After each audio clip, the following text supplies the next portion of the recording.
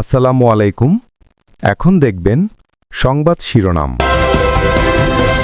প্রার্থীদের আশ্বাস আর প্রবোধে আস্থা কমেছে ভোটারদের। গণঅভ্যুত্থান পরবর্তী পুনর্গঠন চান তরুণরা। বৈষম্যহীন সমাজের স্বপ্ন।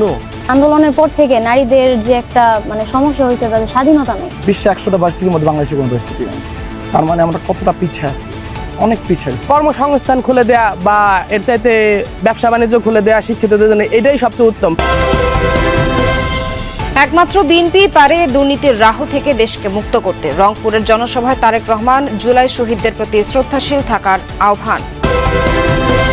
12 তারিখ সারাদিন সকাল সন্ধ্যা বিজয়ের মালা ইনশাআল্লাহ। 5 আগস্ট যারা মানে না তাদের দিয়ে নতুন বাংলাদেশ সম্ভব নয়। লাকসামের সমাবেশে জামায়াত আমির। ক্ষমতায় গেলে কুমিল্লাকে বিভাগ করার ঘোষণা। জনগণ আজ একাত্ম হয়েছে, জায়গায় জায়গায় গণজোয়ার শুরু হয়েছে, দেখে অনেকে দিশাহারা। মাত্র বিএনপি পারে দেশকে দুর্নীতির রাহু থেকে মুক্ত করতে, এমনটাই বললেন বিএনপি চেয়ারম্যান তারেক রহমান। রাতে রংপুরে বিভাগীয় নির্বাচনী জনসভায় তিনি ধানের শীষের পাশাপাশি গণভোটে হ্যাঁর পক্ষে রায় দেওয়ার আহ্বান জানান। বলেন, দেশে পরিবর্তন আনতে হলে সর্বস্তরের জনগণকে এগিয়ে আসতে হবে। নিয়মতান্ত্রিক পন্থায় গণতান্ত্রিক যাত্রা শুরু করতে হবে।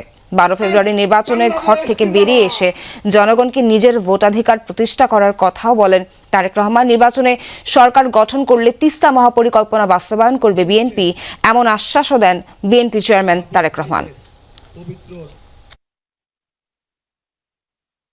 বিএনপি পারে একমাত্র এই দেশকে সঠিক দিক নির্দেশ দিয়ে পরিচালনা করার জন্য। প্রিয় ভাই বোনেরা, হয় এই দলটির মাথা খারাপ হয়ে গেছে অথবা নিজের নেতৃত্ব সম্পর্কে নিজেই আবল তাবল কথা বলছে। নির্বাচন উপলক্ষে ঢাকার আসনগুলোতে 11 দলীয় ঐক্যের প্রার্থীরা নির্বাচনী এলাকায় প্রচার প্রচারণায় ব্যস্ত। গণসংযোগ মিছিল ও পথসভা করেছেন তারা, দিচ্ছেন নানা আশ্বাস, শুনছেন ভোটারদের কথাও।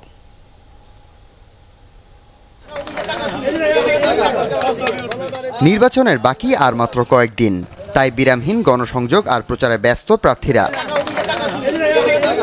রাজধানীর কদমতলী এলাকায় সকাল থেকে প্রচার চালান ঢাকা 4 আসনের জামাত ইসলামীর প্রার্থী সৈয়দ জয়নুল আবেদিন। গ্যাস সংকট সহ অন্যান্য নাগরিক সমস্যা সমাধানের প্রতিশ্রুতি দিয়ে ভোট চান তিনি। এলাকার রাস্তাঘাট ভাঙ্গাচুরা, সেটা ড্রেনেজ ব্যবস্থাটা একেবারেই বাজে, এটাকে আধুনিক করা। খালগুলা আপনার ভরাট হয়ে আছে, এগুলাকে খনন করা বন্ধ হয়ে আছে, সেটাকে সচল করা। এরপরে আপনার একটা হাসপাতাল করার জন্য আমরা ইতিমধ্যে চেষ্টা করতেছি যে কোন জায়গাটায় আমরা করতে পারি। পল্লবী ও রূপনগর এলাকায় গণসংযোগ চালান ঢাকা 16 আসনের 11 দলীয় ঐক্যের প্রার্থী অবসরপ্রাপ্ত কর্নেল মোহাম্মদ আব্দুল বাতেন। এলাকার উন্নয়নের আশ্বাস দিয়ে ভোট প্রার্থনা করেন ভোটারদের কাছে। মিরপুরের তো কিছু সমস্যা আছে, সরকারি হাসপাতাল নাই, রাস্তাঘাট ভাঙাচুরা আছে, ড্রেন কিছু খারাপ, এগুলো মেরামত করতে হবে। আর সামগ্রিকভাবে যে আইনশৃঙ্খলা পরিস্থিতি, সেটার অনেক উন্নয়নের সুযোগ আছে। ঢাকা 11 আসনের আফতাবনগরে গণসংযোগ করেন জাতীয় নাগরিক পার্টি এনসিপির প্রার্থী নাহিদ ইসলাম। নির্বাচনে সুষ্ঠু ভোট হওয়া নিয়ে শঙ্কা প্রকাশ করেছেন তিনি। নোয়াখালীর হাতিয়ায় ফেরি উদ্বোধনকে কেন্দ্র করে বিএনপি ও এনসিপি নেতাকর্মীদের মধ্যে সংঘর্ষ হয়েছে, তা আহত হয়েছেন অন্তত 5 জন। বিকেলে উপজেলার নলচিরা ঘাটে ঘটনা ঘটে। স্থানীয়রা জানায়, নলচিরা চেয়ারম্যান ঘাট রুটে ফেরি চালুর দাবি দীর্ঘদিনের।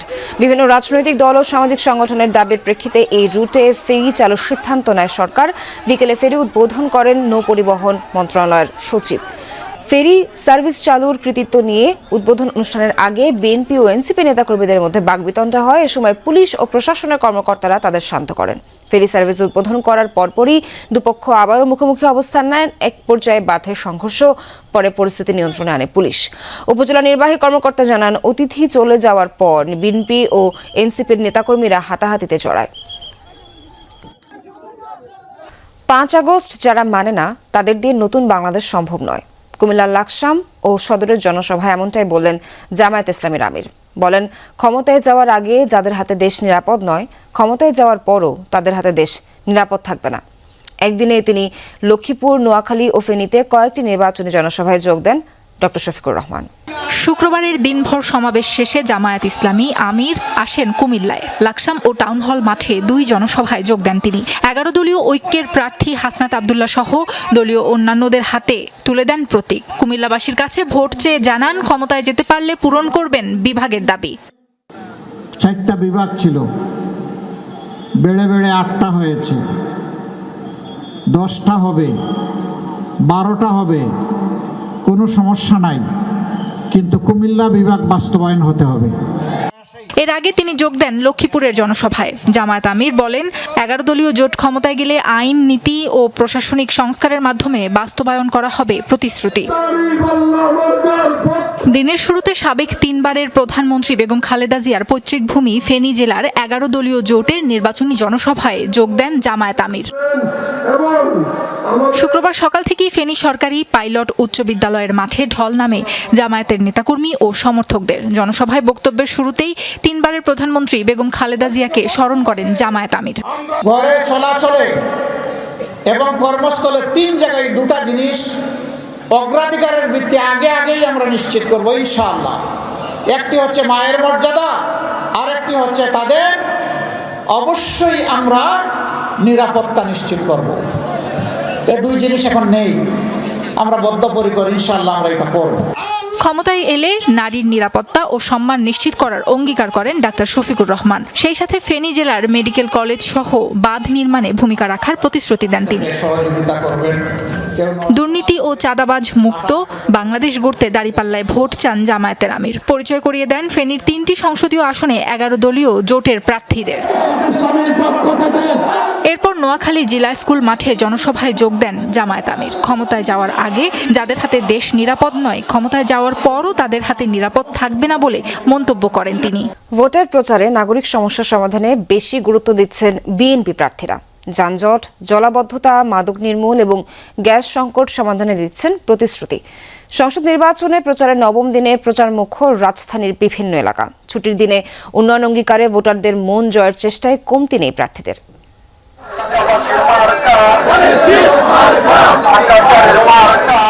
ভোটের দিন যতই ঘনিয়ে আসছে ততই মুখর হয়ে উঠছে অলিগলি আর পাড়া মহল্লা। ছুটির দিনে বিভিন্ন আসনে প্রার্থীদের প্রচার শুরু হয় সকাল থেকেই। কদমতলী এলাকায় বিএনপির প্রার্থী তানভীর আহমেদ আশ্বাস দেন, নির্বাচিত হলে কাজ করবেন সবাইকে নিয়ে, সমাধান করবেন এলাকার নাগরিক সমস্যার। এলাকায় অনেকগুলি একসাথে সমস্যার সমাধানে আমাদেরকে কাজ করতে হবে। জলাবদ্ধতা একটি প্রধান অন্যতম সমস্যা আমাদের এলাকায়। আমাদের এলাকায় কোনো পাঠাগার নেই, আমাদের এলাকায় কোনো কমিউনিটি সেন্টার নেই। স্বাস্থ্যসেবা নিশ্চিত করার জন্য সিটি কর্পোরেশনের যে স্বাস্থ্যসেবা কেন্দ্র থাকার কথা সেইটি নেই। জুমার নামাজের পর আজিমপুরে গণসংযোগ করেন ঢাকা 7 আসনের প্রার্থী হামিদুর রহমান। যানজট আর জলাবদ্ধতা নিরসনে গুরুত্ব দিয়ে ভোট চাইছেন তিনি। সাধারণ লোকের সাড়া পেয়েছি এবং জনগণ স্বতঃস্ফূর্তভাবে আমার সাথে কাজ করছে। সাধারণ যে ভোটাররা, আমি ভাবতেও পারিনি ঘরে থেকে বের হয়ে আমার সাথে কাজ করে। মিরপুরে ভোটের প্রচারে ঢাকা 16 আসনে ধানের শীষের প্রার্থী। ক্ষমতায় গেলে নারীর মর্যাদা আর নিরাপত্তা নিশ্চিত করার কথা জানান তিনি।